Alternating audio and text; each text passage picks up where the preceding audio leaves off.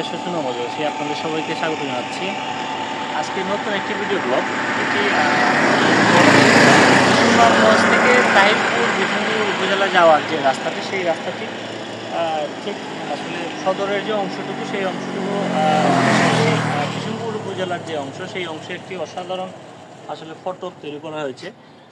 একদিকে এই ডান পাশে এবং বাম পাশে এই অংশটুকু দেখাই। এই অংশ আসলে একটি ফটক সুনামগঞ্জ জেলা প্রশাসকের জনাব ইলিয়াস মিয়া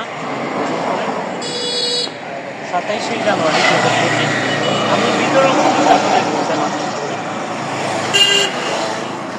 আসলে অসাধারণ, পুরোটাই কিন্তু আসলে টাইলস দিয়ে করা এবং আপনার এই পাশে আছে বাংলায় লেখা ফটকের এই পাশে হচ্ছে আপনার বাংলায় লেখা বিষ্ণুপুর উপজেলার যে স্পেসিফিক যে কয়েকটি ইউনিয়ন আছে, দনপুর, পলাশ, শুলকবাদ এবং এই পাশটা হচ্ছে আপনার পুরো জেলার চার্ট। আমি একটু ভিতরে গিয়ে আপনাদেরকে দেখানোর চেষ্টা করি। ওই পাশে একটি ফটকের অংশ এবং এই পাশে আছে ফটকের অংশ এবং এই যে অংশটা আপনাদের সুনামগঞ্জ জেলার আসলে ম্যাপটা এখানে দেওয়া আছে। এই হচ্ছে জেলার সদর উপজেলার ম্যাপ। আর তার পাশাপাশি হচ্ছে আমরা এই মুহূর্তে এই জায়গায় আছে, এই জায়গায় মূলত আসলে এই ফটকটি করা হয়েছে। পুরো জেলার ম্যাপ তাহিরপুর, মধ্যনগর, ডোমাবাসা, জামালগঞ্জ, বিরাই, শান্তিগঞ্জ,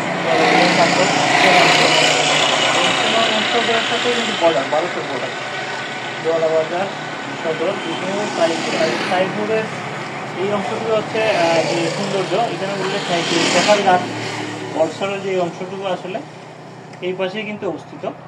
তো আমরা পরবর্তী ভিডিওতে আমরা আপনাদেরকে সেই তাহিরপুরের সৌন্দর্য দেখানোর চেষ্টা করব এবং আন্তরিকভাবে ধন্যবাদ জানাচ্ছি সুনামগঞ্জ জেলা প্রশাসনকে এত সুন্দর একটি ফটক উপহার দেওয়ার জন্য। এটি আসলে একটি এই উপজেলার সৌন্দর্য বৃদ্ধি করেছে। আমরা সুনামগঞ্জ জেলা প্রশাসককে আন্তরিকভাবে ধন্যবাদ জানাই। নতুন ভিডিও দেখার জন্য আপনাদেরকে আহ্বান জানিয়ে শেষ করছি। ভালো থাকুন, সুস্থ থাকুন। আসসালামু আলাইকুম।